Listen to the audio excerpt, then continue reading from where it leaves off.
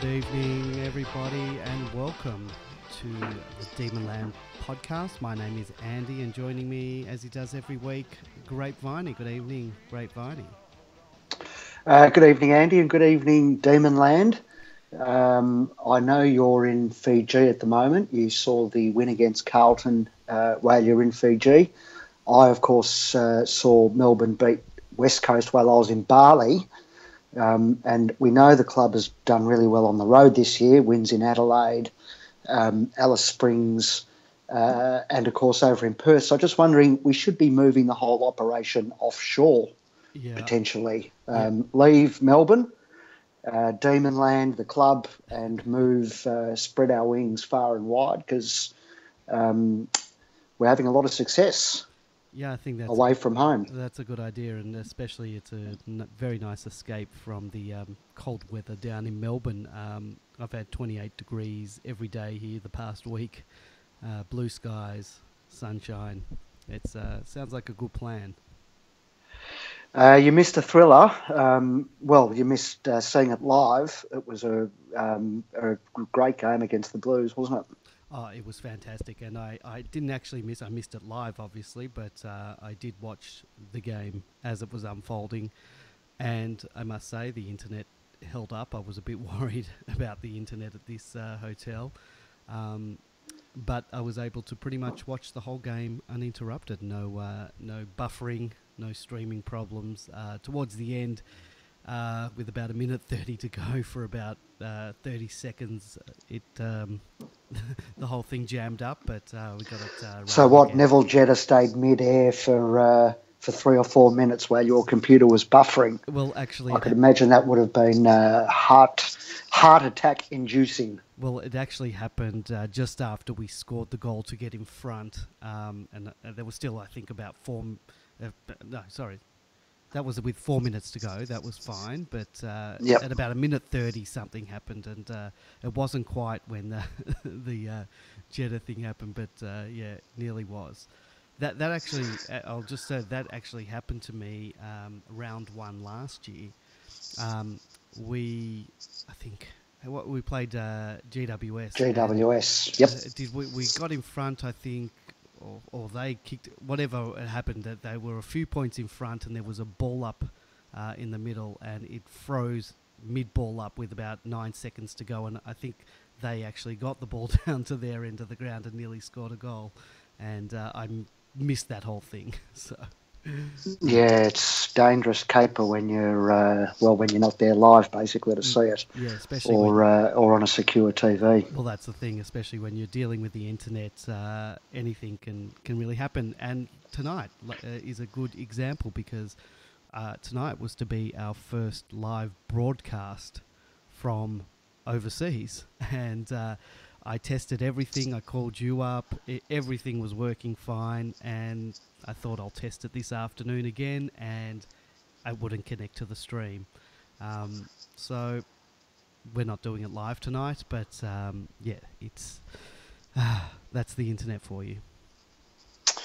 It's a shame we don't have the chat room to work off. But if we did have the chat room, I imagine one of the top topics that would be up for discussion would be the man we've already spoken about, Nev Jetta, because as much as Neil Bullen and Jordan Lewis iced the game, Nev probably saved the game, didn't he, with that absolute Superman effort with about a minute to go, where he was sort of, he was... his body was turned upside down. He was about 6 feet off the ground and his head was facing downwards, and he somehow affected the spoil. Obviously lost his footing when he landed, and then miraculously got up and won the next contest, which was, as I say, probably won us the game. It's just extraordinary, wasn't it? It was almost a superhuman effort. I think he was actually going for the mark even rather than spoiling. But it turned out that it actually spoiled. But it was as I said, it was a superhuman effort because he then sort of got up off the ground. He I don't know what he did. He sort of ran to the guy with the ball. The guy tried to handball over Simpson, and he was able to get the ball and just run around. And within a second, he'd gained 2-3 meters on Simpson, and was off and kicking the ball away. It was just amazing. Yeah, yep. Superhuman's a good way to describe it. But he just, he's just gets better and better, Nev. I don't know whether it's even getting better and better, but he's just become a really consistent performer at a very high level, starting to get the plaudits that he really deserves. They mentioned him. He was mentioned on a couple of the footy shows, I think. Name now being talked about as an All-Australian contender, and acknowledgement that he just rarely gets beaten in a one-on-one. So, the continued blossoming of Nev Jetta. Well, every time he's spoken about in the media, they always talk about him being underrated. But how long can they keep going on calling him? He's starting to be rated. Yes, right. Exactly. So it's great that he's starting to get that recognition, and I think he's had that recognition for a while. But they just keep saying that he's that underrated guy. But I think it's time to sort of rate him. He'll probably end up missing out on an All-Australian nod. I think he'll get into that squad thing, but not the final team. I think he deserves it, but because of that underrated status, I think he'll probably miss out. But I've got no doubt that he'll be in the mix at some time in the future.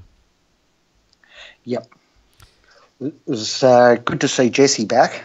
Yeah, it was. He seemed to be a bit out of sorts, but and the commentators were sort of saying that every time he went near the ball that he is a bit out of practice, and no doubt he's missed 7 games. But and he'd missed games before that as well. I think he came back for the Hawthorn game, but I think he missed the 2 before that. Yeah. And I think he'll be better off for the run, and I thought it was a good move by Goodwin, putting him into the middle, he seems to do that whenever Jesse's struggling to get into the game. He throws him into the middle. Yeah, he did that quite early. Yeah. I think he did it started from the start of the second quarter, but Hogue still did a few things. Yep. He kicked one himself. He should have had 2. He missed that sitter at the start. The first one he should have either kicked it or handballed it over to, I think Jeffrey was in the square. Just obviously had too much time to think about it. But I thought he had a pretty good third quarter. He got quite a bit of the ball up around half forward and on the wing. And let's not forget he was... Set up Tom McDonald for the first goal of the third quarter, which was a really nice kick into space that was perfectly weighted for Tommy. And, of course, gave off the final handball to... not the final handball, but gave off the handball to Melksham for the goal that got us in front. So it was a quiet day from Jesse, but still a decent one for someone who's played so little football. And we were talking about that handball the other day, and I said it was just a football smarts type of handball. It was low. It wasn't too hard. Hit the target. It was quick. It was, And most importantly, Melksham didn't have to break stride. It was just... but we know Jesse's good that way.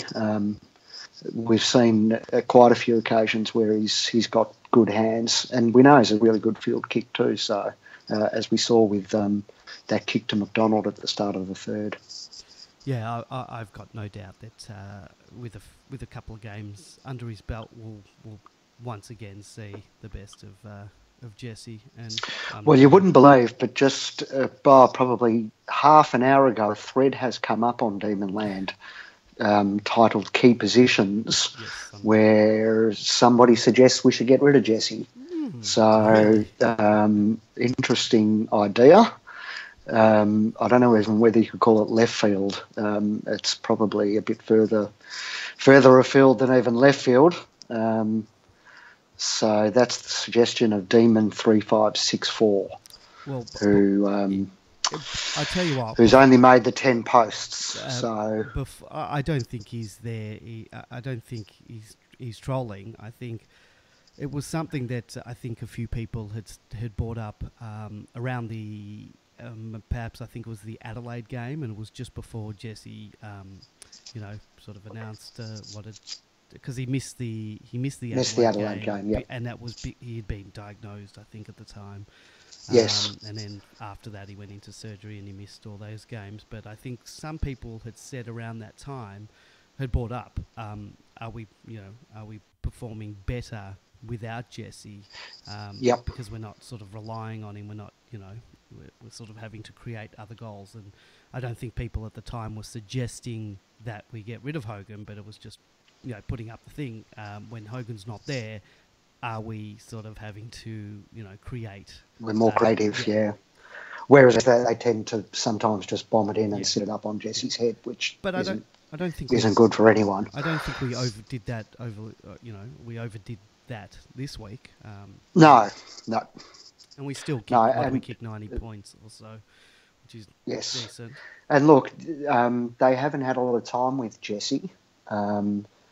The team is, I guess this year we've suffered a lot of injuries, so there's still been quite a few changes. But, Hogs has sort of been absent this year, so the team needs to, we haven't had a full team together since last year. So, Goodwin's a different style to what it was under Ruse. So it's going to take some time for everyone to settle into their spots, including, Jesse finding his best spot between, full forward and centre half forward, and potentially with a bit of time in the middle as well. So it'll work out just fine with Jesse there, I guess, is what I'm coming to. Yes. And certainly the responses in this thread haven't reacted too kindly to the suggestion. So people, this guy started the thread just basically, wanting us to go all out to recruit Jake Lever from the Crows. Yep. So, and suggesting that, Tommy Mack going forward, Weed coming on, and then, Pedo playing Petters as well. Yeah. Petters is a spare parts man. And once Watts is back, Pedersen will probably go back to the twos. I think Pedo's best form was playing when Maxi sort of wasn't there. That's sort of, when we've got Max and Hogan, it's sort of like, where do you play Pedo? And I'm a big Pedo fan. I've always liked him, but, you've got to have that's footy, isn't it? You've got to have a position for him, so... And if you want to have a really good list or the best list, then you've got players outside the best 22 who, in other circumstances, you'd sort of be trying to fit them in. So that's what you need. Now, we talked about, briefly, just talked about T-Mac. I think we've got to talk about his, talk about our failures in predicting whether T-Mac can play up forward. We can go back and edit those out of 4 or 5 podcasts that we mentioned it in.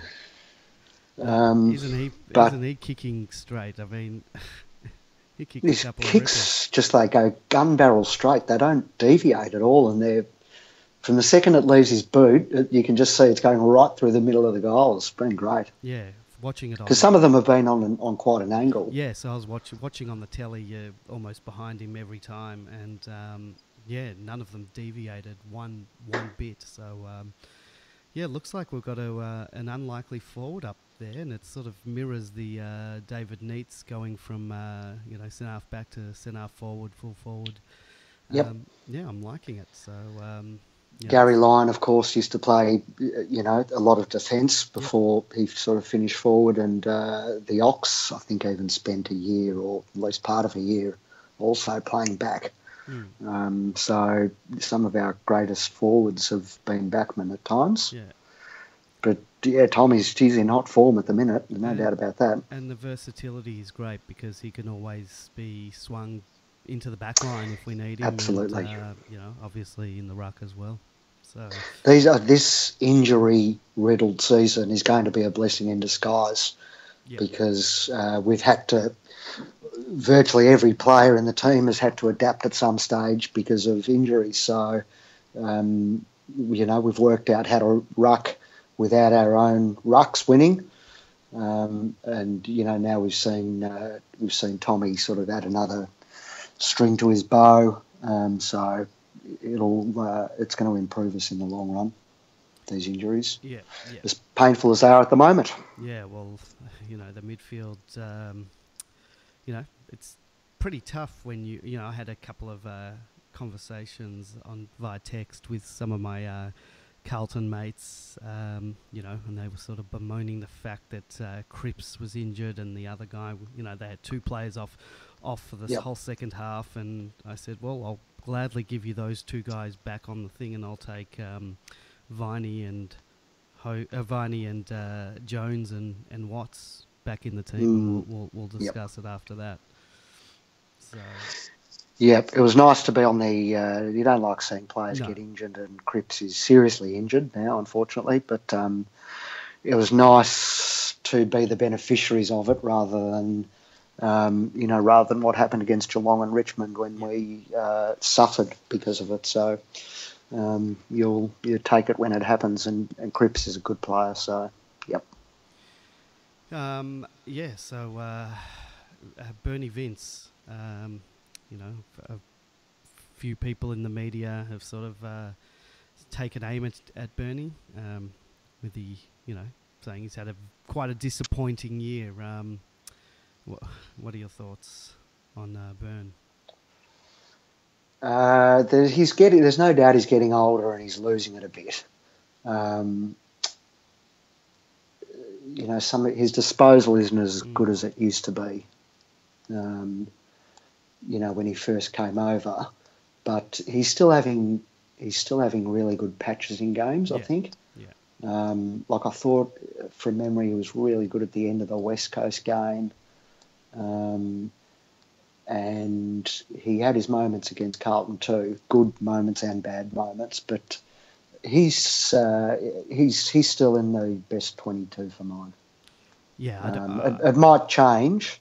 And it might change sooner than we all thought. But, Lewis is much the same, I think. His disposal is not as good as it used to be.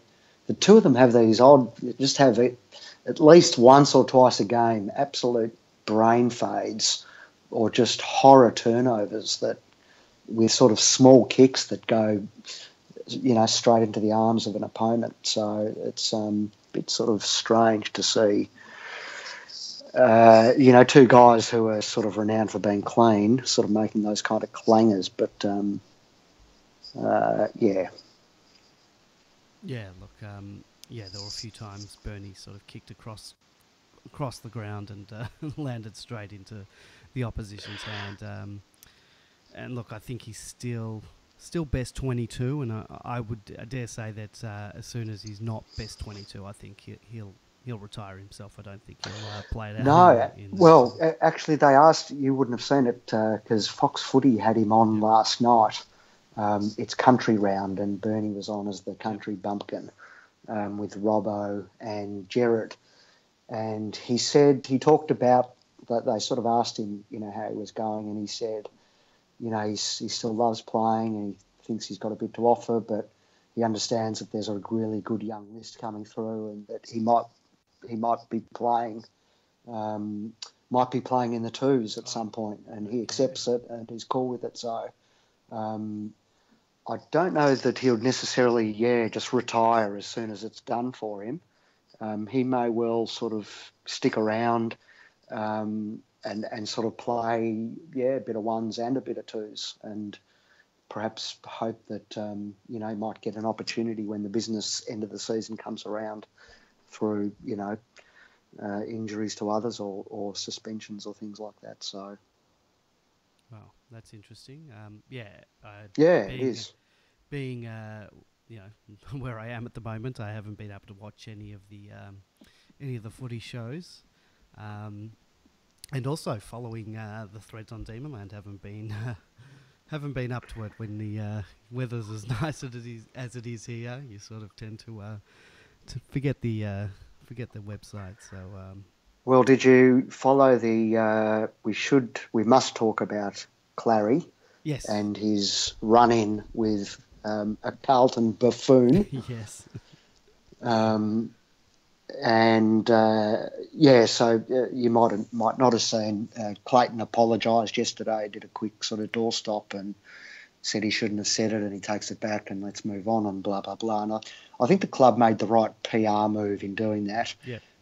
Just be done with it, and it did. It disappeared straight away yesterday Well, afternoon. do you think it was the club, or do you think the AFL said, "Look, we're not going to take it any further, but you got to get out there and apologise"? I actually think the club's media people, I rate them higher than I do the AFL's media people. So let's give the club the credit rather than the league, but that may well be the case.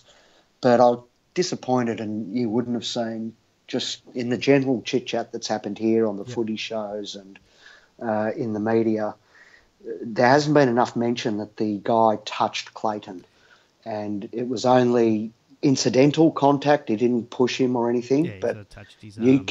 that's an absolute no-no, and it should be an automatic, penalty of sorts for the supporter that does it, because once you start doing that, that's when you really have problems. And it should just be. They should have made more of it. Is what I'm saying. Yeah, yeah. Is it a worry that that Clayton's sort of taking the bait with all these things, whether it's I don't social think media so. stuff, having a supporter over the fence, getting under his skin, is that affecting his game at all? It certainly didn't affect his game on the weekend, because he was brilliant. Yeah. He was back to his back to the same form that we've seen for most of the year. Yeah. Had the quiet week against Sydney, but so did everyone. So did and everyone. and he's playing in the guts, so he's allowed to have a quiet game given the four games in 18 days. So. No, and he's played 20 games or whatever, 25 games. So it's not like he's got this huge body of work where for 3 years or 4 years he's, keep having incidents. He's at the very beginning of his career. He's been an automatic gun, and he's obviously a fiery, competitive guy, and the club will smooth out that sort of edge, so that, he won't engage with supporters again, and might not do the Twitter stuff either. Just get those unnecessary components out of his mindset, so that he can just focus on it's not distracting him, but it doesn't. We don't need to be, in the media for those reasons, and. You just don't want that kind of stuff happening for lots of reasons. So the media has been making a bit of a big deal from the little bits that I've read sort of this week and the last couple of weeks about our culture. Do you think there's a culture problem at the club? Because I certainly don't see it. It's not like, all right, we had those guys that went out for a drink, but it's not like they were arrested and anything like that. No, there may well have been one beer that they got pinged on. Yeah. There's no sort of well, even if it was a couple of beers or whatever, it's not like they're going out getting arrested. No. Speeding and all that, and it's not like it's happening to every single player. I don't know. I don't see a culture problem at the club, and it's certainly not affecting the scoreboard. Simon Goodwin was asked this in the post-match presser the other day. Excuse me, and it's worth having a look, because he absolutely smacked it out of the ballpark, and gave a really strong answer that was very sincere, almost like he'd been waiting for the question. And he said the culture at the club is fantastic, and he's more than happy with where it's at. And look, it's easy to put all the incidents over the year together, and arguably there's definitely a media story in it. I can appreciate that. Yeah. But we're just, we're young, so there's going to be times where it goes over the edge. It's happened to Clary. Bug went totally over the edge. The players that got pinged for drinking, they made a bad call. So these things will get ironed out as the group matures. And I think the Goody's right. It was a great answer. It's really worth having a look at the press conference just for that question. I was trying to, but the wireless here is so terrible that it Right, wasn't loading, yep. and I just got frustrated and stopped. But you can tell the culture is strong because the players are really enjoying their footy and enjoying each other's company. Yeah. You follow them on social media, Yep. as do I, and they spend all their time off together. Yep. They're always having dinners and going on surfing trips, and so I think it's a really tight group. Yep. And I think you can see that it's coming out in the footy. So I think the culture's great under Goodwin. Well, I think someone wrote started a good post the other day, sort of about this. He called it "How's everyone coping?" I'll just read it. Lots of sound and fury in the media at the moment. Clary, Bug, Clary again. A&B Lewis, with the 30 seconds, and we can discuss that in a minute. Cripps and his poor old leg, thuggery, unsociable, all kinds of stuff. Most of it unfair and uninformed or just ignorant. That, guys and girls, is the sound of relevance. And no one bothers to dish out this stuff to teams that win 2 games a year. They do it to teams that have piss them off by beating their team. Other sides put up with this all the time. We have waited years for this, blah, blah, blah, blah, blah. Basically, that's saying that we're relevant, and you sort of hate the teams that are good, that are beating you, that are up there. You don't, no one hates Gold Coast. Gold Coast is everyone's second favourite team. But, there's something in that there's relevance, and that's why people are hating us at the moment, and trying to find ways to I don't down. buy into they hate Melbourne thing. Hate, but there's a lot of conspiracy theorists on Demonland who think that that Rupert Murdoch is sitting in New York and has told the world's media to sort of go out and get Melbourne and make sure they don't make the finals. It's none of those things. But as other people have posted in that thread and elsewhere on the board, it's good to be back in the game, because we weren't in the game for a number of years, and we are relevant again. So well, it's good to be in the conversation, especially when it comes time talking finals and stuff. Yes, absolutely. And, yep. It's nice to be thought of, and it's hard for me to get my head around it. But whereas I'm thinking, well, are we still going to make the finals? Are we going to win enough games? But there's people out there saying, Melbourne could make the top 4. It's hard for me to get my head around that. Being the defeatists we've been for so long. It's just you want to. I'm still thinking. Let's. How can we make the 8? Can we still make it? Can we win enough games? Yeah, I'm not convinced we'll play finals yet, but no, we've got a very tough road starting this week, and in the next few weeks. If we had a full team, I'd be a lot more confident. But I just think Jones and Jones and Viney and Salem's still out, and potentially even no Tyson this week still. And how long's Watts out for? We don't know. Well, they said fitness test earlier in the week, but Watts is not playing this week, is what I've been told. So I don't even think there'll be a fitness test. Tyson is the other one who's, by the sounds of it, is more likely to play than Watts. Viney and Jones are still a few weeks off. So much for... we need to sort of, either somehow snare a win or two in the next few weeks, or at the very least, not have big losses so that our percentage doesn't take a hit.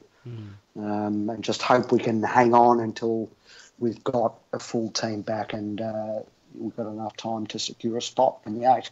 Because I think if we can get there, it doesn't even really matter necessarily where we finish. I think we can, if we get in, we can do some good things there. Yeah, I mean, if you get in, you either want to, obviously get in the top 4 so you get that double chance, or probably finish 5th or 6th so you get that home final, because I don't think we'd want to play, if we finish 8th and Port finish 5th or something, you probably don't want to go over to Port, even though we've got a great on-the-road record at the moment. You'd still want to play finals in front of a home crowd, and plus we'd probably want to go and watch it. Absolutely. Yeah. Yep. But yeah, we've got to get there first. So, got a big game coming up this week. It's going to be a tough one. We've given away a home game to play up in Darwin. Timing's not great, is it? No, not with our outs at the moment. And then you're looking also at the week after and whether, we recover well enough to beat Port, which is something they would think that they could do in a normal week. But it won't be a normal recovery week after Adelaide. Well, we've got a 6-day break this week. When are we playing Port the next week? I'll just go to my fixture here, and it's a 7-day break, so and 6 and a bit because we're playing on a Saturday day after a Saturday night. Okay, so that's less than 7. And then we're travelling again to Tasmania the next week. And so we've got to we've got a bit of travelling coming up, because we've got to travel to Tasmania, and the week after we're at Canberra. So yes, yep. Yeah, the AFL really have stitched us up, haven't they, this year, with the 6-day breaks and the travelling in consecutive weeks, and trips to Darwin and yep. It hasn't been easy, that's for sure. So ins and outs this week. What are we looking at? Perhaps Tyson back. Who comes out? Yep. For mine, it'd most likely be Stretch. Yeah. Just struggling at the moment. Didn't have a great game on the weekend. I didn't think Kent was particularly good, but when I watched the replay, I thought he at least tried. Although I noticed someone today referred to him running around like a headless chook. There's a little bit of that about Kent, even when he is sort of running flat out and trying to chase someone. I was a bit frustrated with him early. I didn't think he really did much. Happy to give him another week, but he's really got to start finding some of that form again. Yeah, needs to impact the scoreboard, doesn't he? Yeah. Well, that's Jeffy had a quiet game and finished with 3 goals. Yeah. So Kent needs to be offering similar. Yeah, definitely. I noticed, Kent, he was tackling. I noticed he had a couple of tackles and stuff, but scoreboard impact is what he's there for. Yeah. I don't think there'll be many other changes or any other changes. The Casey didn't have a great day. No. So there was no one there that really put their hand up from reading Justin Plapp's review. So I would have thought, it'll be Tyson, if he's fit, will be the only change. Yep. Yep. I don't know.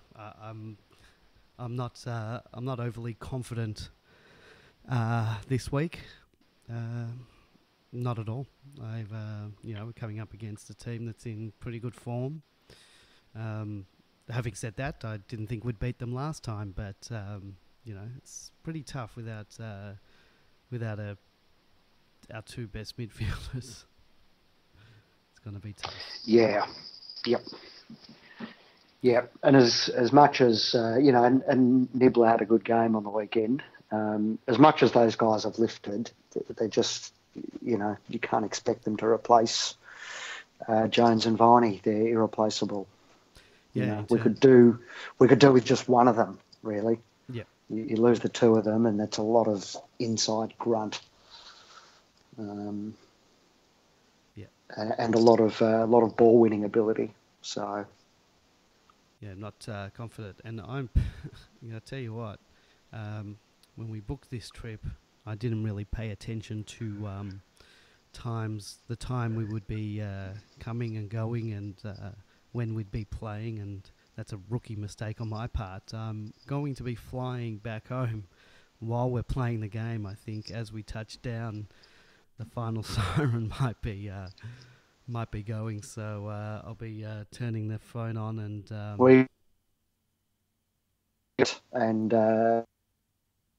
I think I'm as though you're watching it live.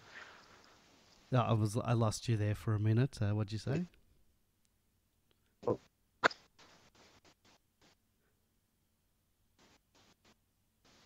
Oh, we've got some technical difficulties at the moment. Grapevine, can you hear me? You're very distant. Oh, okay. We lost. That's better. We lost each other for a moment. Yeah. What were you saying? Well, you either record it and go home and watch it as though you're watching it live, avoiding the scores. Yeah, I can't do that.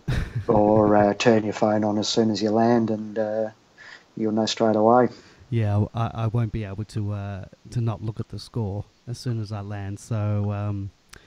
And I guess if we're going to do a podcast the next week, I guess even if we lose, I'm going to have to watch it. So hopefully we win, and I get to watch it, watch how it happens. But hopefully we don't lose by too much, so I'm not slashing my wrists as I'm forced to watch it. Hopefully it's a big win like the last time we played them, because these tight ones are ruining my nerves. I've got to say it's not good for the heart. I must say it's a little better.